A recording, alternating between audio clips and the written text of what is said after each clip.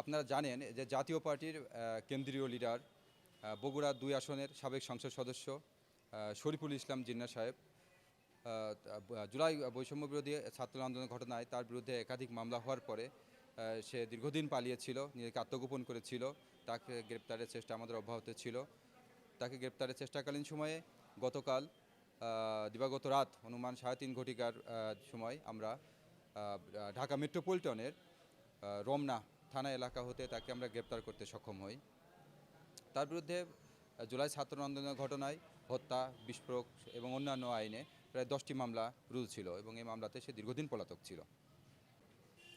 তাকে আমরা সংশ্লিষ্ট মামলা উল্লেখিত মামলাগুলোর এসে আমরা সংশ্লিষ্ট আদালতে আমরা প্রেরণ করব। এটা মামলার প্রসিডিউর, অবশ্যই রিমান্ড তাকে চাওয়া হবে এবং অন্যান্য তার কাছে তথ্য সংগ্রহ করা হবে।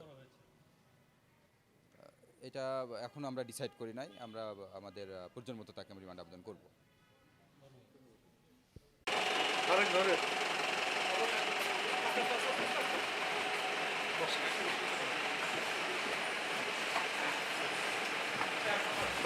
শোনা ভাই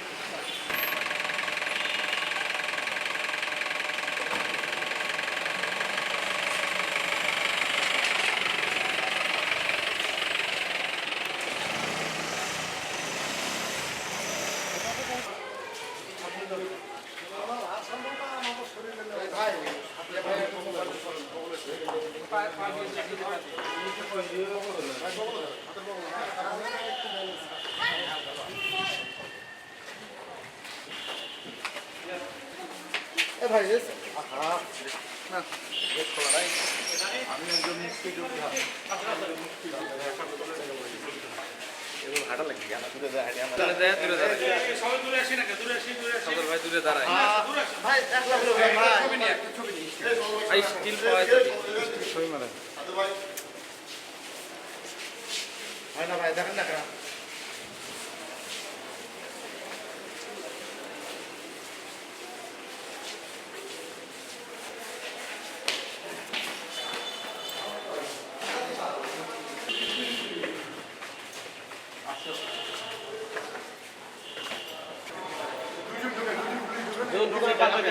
কাজ করে দিচ্ছে ওই যে কাগজ আছে